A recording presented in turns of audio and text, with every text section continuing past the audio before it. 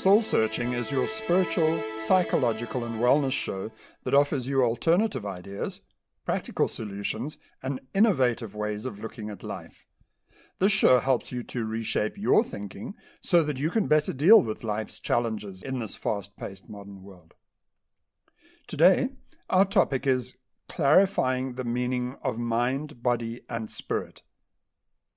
If the word body refers to your physical being and all of its material acquisitions, how do you define the words mind and spirit? Are there differences between spirit and soul? Most of us have a vague three-way distinction between mind, body, and spirit, but it is insightful to know what various philosophies say about them. Having this proper distinction is key to your personal spiritual growth. Join me as we investigate what these differences are. I'm never afraid to ask awkward questions, poke holes in rigid belief systems, and challenge the way the world taught you to think. This may ruffle some feathers, and you might even strongly disagree with me. So, challenge me by joining the conversation using the details I'll give you at the end of the show. My name is Tom Budge. At a cursory level, the various parts of the phrase body, mind, and spirit are obvious. Your body is the intricately synergistic functioning of all internal systems, like your respiratory, circulatory, and nervous systems.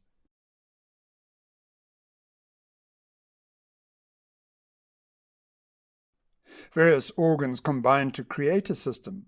Take your digestive system as an example. It starts with your eyes and nose, which sparks your appetite.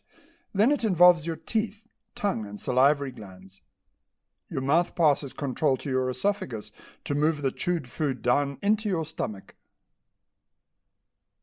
Your stomach is full of acid and enzymes used to further break down food particles into a thin, sloppy soup, which passes along your small and large intestines to extract all the nutrients. Your body finally eliminates all unusable solid and liquid waste. But the amazing spectacle doesn't stop there. Every organ in your body is made up of countless specialized cells. Cells, the basic building blocks, come in many, many forms. There are liver cells, lung cells, skin cells, brain cells, heart cells, and so on. Countless millions die every second, and millions more form inside your body to replace the lost ones. From conception to death, your organs develop, mature, fade, and finally die. Not one of us will escape death. Death is the body's final destiny. Your brain is your body's most complex organ. It has some basic subdivisions which include your primitive, emotional, and rational thinking brain structures. Your primitive brain handles all your deeply unconscious signaling needs. Thank goodness you are not conscious of the incessant transmission noise moving up and down your spine as your brain coordinates things like movement. Just imagine the data flowing to and from your primitive brain to coordinate an action like the threading of a needle. For most animals, their brain sophistication ends there. Birds, snakes, frogs, and other simple vertebrates only have a primitive brain. Very few animal species have brain structures necessary to feel emotions, and fewer still can think rationally. Your human brain is the high point of brain evolution. Nonetheless, it is still only an organ forming part of your nervous system, which in turn is only one of your body's many systems. So when you refer to mind in the phrase mind, body, and spirit, what are you referring to? Your brain? Not really. I think the analogy of your smartphone helps differentiate mind from brain. Designers pack thousands of electronic circuits inside your smartphone. Some of the circuitry runs across specially etched boards, but most of it is microscopically carved into silicon chips. Wires join the boards together to complete your smartphone's hardware design. As sophisticated as the hardware is, it is still useless until you add a few apps. Every smartphone comes with at least one preloaded specialized app called an operating system. This app drives the hardware and provides software services to other apps. Whenever I ask someone what the difference is between brain and mind, they usually say something like, "My brain is like my computer's hardware, and my mind is like the software that runs on my computer." This is a pretty neat analogy. Although mind is more than mere memory, there is mounting evidence suggesting that consciousness and memory may well lie outside the brain. In the previous episode of Soul Searching, I mentioned Carl Lashley's rather macabre experiments with rats. He, if you remember, was a psychologist and behaviorist known for his contributions to the study of learning and memory. In his experiments, he sought to isolate the location in the brain where memory is stored. So, Lashley taught his laboratory rats certain routines and then, with a soldering iron, set about burning away a tiny part of each rat's brain, each rat suffering the obliteration of a different part of its brain. The rats that couldn't perform the routines Lashley taught them may give clues to memory's location in the brain. Despite incurring serious physical impairment, the rats never lost the memory of the routines Lashley had taught them. He concluded that memory is not found in any specific place in the brain. Mind is creative and conniving. When used constructively, it is soul's creative agent, giving you co-creative control over your material world. When used destructively, it can be your Achilles heel, leading to your downfall. In discussing the concepts of body, mind, and spirit with someone, they'd easily get this far in their reasoning. But here's where things get a bit fuzzy. Let's take the discussion to the next level then. If your body is your tangible, sophisticated bag of cells, harmoniously working together, and if your mind is like a specialized app running inside or outside your brain, then what is meant by spirit? Are soul and spirit the same thing? Are they housed somewhere inside your body? Do they exist in an ethereal realm? Or are they merely unprovable, fanciful hypotheses of the human mind? If spirit does exist, how does it interact with or influence body and mind? We must stop here to think about this for a bit. Psychology's definition of spirit is very different from religion's teachings about it. Psychology defines spirit as the vital principle or animating force within living things, or a fundamental emotion and activating principle determining one's character. We would use these definitions by saying something like this: she's in good spirit, meaning that her demeanor is invigorating and uplifting. Religion's definition is very different, and there are yet further differences of belief depending upon the religion you consult. Christianity leans heavily on the English word spirit, which comes from the Latin word spiritus, meaning breath. Spirit has many different meanings and connotations, most of them relating to a supposed non-physical, subtle substance contrasted with the gross physical material comprising your body. The idea of breath being the essential spirit known as life dates to the Genesis account of Adam's creation. And the Lord God formed man of the dust of the ground, and breathed into his nostrils the breath of life, and man became a living soul. Death is the reversed process of creation, and creation is the reversed process of death. One can only assume that Adam's formation from the dust of the ground is a figure of speech, meaning that God, if there is such a being, and perhaps it's just another analogy for universal intelligence, made a body from Earth's elements, the ones we find on chemistry's periodic table. If we had sophisticated enough technology today, we might be able to program and wind up some DNA, packed into a nucleus, manufacture other essential components like mitochondria and a semi-permeable membrane, and assemble them into the resemblance of a simple bacterium. If we had the know-how to do all of that at the end of our production process, we'd still at best only have a dead creature missing a life force. Our creature would then simply follow the natural entropy of all other dead animals. I recently watched live cardiomyocytes under a microscope beating together in a petri dish. They weren't any old heart cells harvested from a live heart and grown in the glass dish. These cardiomyocytes began life as skin cells, called fibroblasts. We have the technology today to undifferentiate skin cells and genetically re-engineer them into becoming heart cells. It's cutting-edge technology, yet we still don't have the foggiest idea what this life force is and how it animates living things. Perhaps spirit is synonymous with our mystical life force after all. It seems as if life, or spirit, is that invisible force that animates cells, but we don't know how it got there. Did it enter the first cell from outside, or was it always an intrinsic part of every cell, inherited from its parent, and which simply dissipates when it dies? Spirit, in this sense, means the thing that separates a living body from a corpse, and it usually implies intelligence, consciousness, and sentience. It is an incorporeal but ubiquitous, non-quantifiable substance or energy present individually in all living things. Bit of a mouthful, I know, but the best way that I can describe it. Dr. James H. Hislop, Secretary-Treasurer of the American Society for Psychical Research in 1919, wrote, "In all the publications of the Society for Psychical Research, the term spirit stands for the personal stream of consciousness."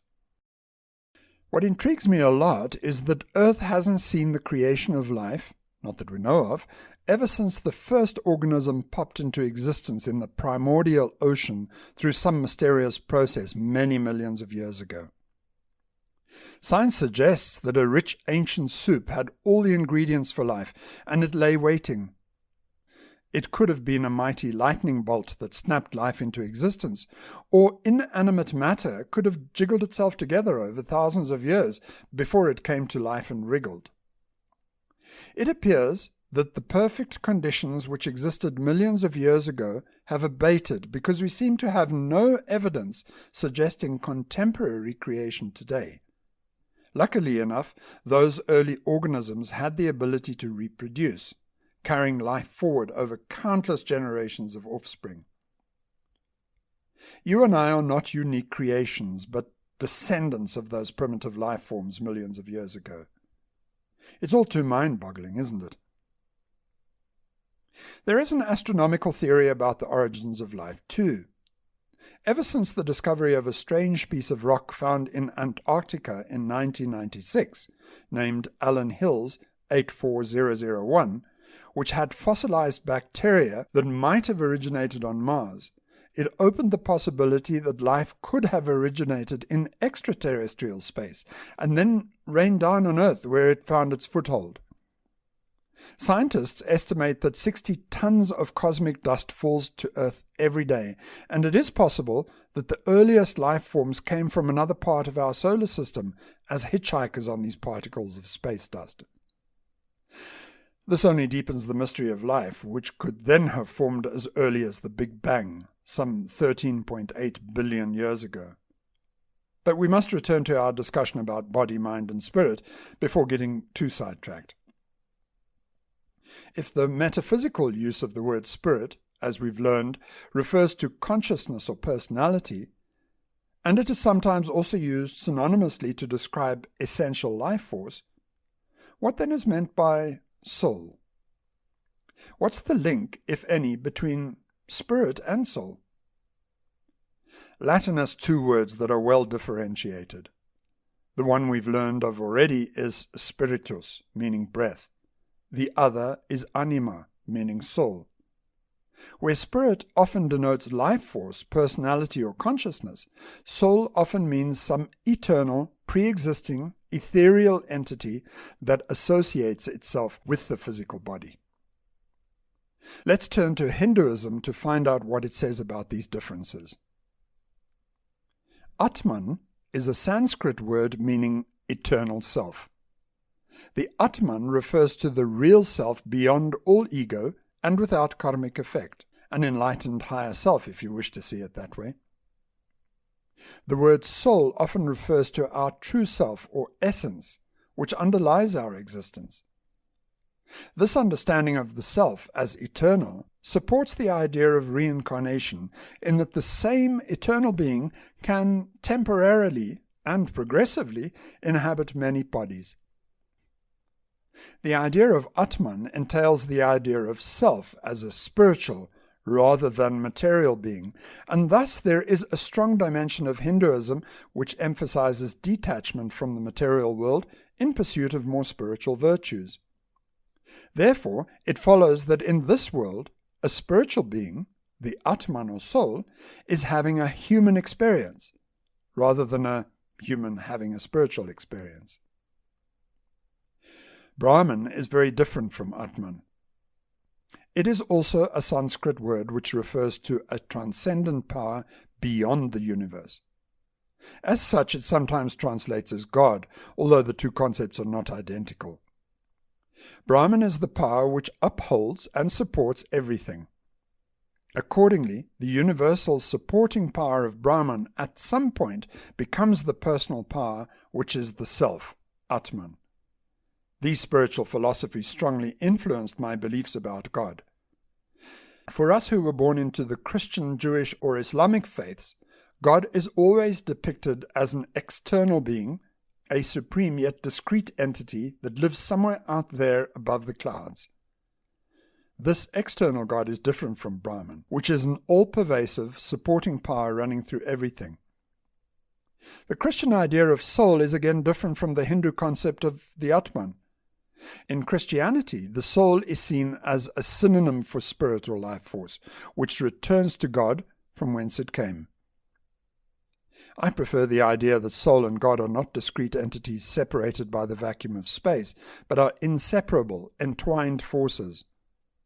In an episode or two ago, I used the analogy of a pyramid to describe this interconnection. I imagine my highest self, Atman, to be the capstan at the apex of the largest pyramid in Giza. That single capping block of sandstone proudly completes the pyramid's structural design, as my Atman completes the spiritual design of who I am. The pyramid's capstone brings the four edges of the pyramid together to one point of singularity. One can easily imagine the lines of the pyramid's edges extending through that point of singularity and out into space, forming an inverted, invisible pyramid, signifying our non-material spiritual self and its connections with the infinite spiritual realm beyond. Atman, in my pyramid analogy, is the capstan in the physical sense, and the invisible inverted capstan in the spiritual sense. Brahman is both the material pyramid, supporting all physical forms, and the infinite invisible inverted pyramid, upholding all things spiritual. This conceptualization is also suggested in the symbolism of Solomon's temple, where its architecture hints at this Atman-Brahman link. In the symbolism of Solomon's temple, the meeting point between Brahman and Atman is the Shekinah light, the perpetually burning flame flanked by two angels with outstretched wings in the Holy of Holies. This is all explained in a previous episode of this show. It's okay to feel mentally challenged by these concepts. It took me decades to bring the puzzle pieces together. But what does all of this mean in a practical sense for you? I really don't know, because its influence on my life will be very different from the influence it'll have on yours. All I can do is share my experiences with you, and then it's up to you to map these into your world and to adjust your personal set of beliefs accordingly. Whilst I have no proof, I do enjoy the idea that there is a part of me which has never been born and which will never die. This single idea brings me a lot of comfort.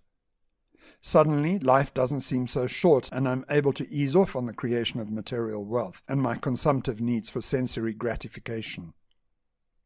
I found that I have lost much of my fear and panic about the future, and so I live more fully in the present moment. I have learned that I'm not some frail creature separated from everything else, but that I am an intrinsic part of this vast universe and cannot be anything else but that. I'm very scientific in my approach to life, but I'm no longer naive to the idea that there is more to our universe than science knows about. I believe that it is our privilege to explore our universe as we do, and I have a hunch that science and spirituality will one day reach consensus over a single explanation of how things work. I'm now 64 years old, and my horror about the idea of old age and redundancy has long subsided, giving way to a serene outlook of the future. What will be, will be. Life is not always easy. Challenges quickly sneak up and try to derail me, but it is that inner knowing that there is so much more to life that keeps me in an almost permanent state of grace. My only wish for you, and it's a wish that drives most of what I do, is for you to abandon your limiting self-beliefs about your supposed separateness and isolation, and to embrace a godlike, timeless, and perpetual view of your real self. I can tell you about this state of grace, but I don't have the complexity of language to share how I feel about it. You'll recognize those feelings within yourself as you embark upon your own private spiritual journey. Use all the spiritual tools that you have at your disposal, including religion and New Age fads, but I urge you to enter into these experiences with eyes wide open and with a healthy dollop of skepticism, because there's a lot of flaky stuff out there. Join the conversation on Twitter with the hashtag SoulSearching and follow at TWEBudge for news and updates. There is an archive of all past episodes on soundcloud.com, and you'll find them there by searching for the keywords SoulSearching, TWEBudge, and Start Living. I'm Tom Budge. Until next time, goodbye.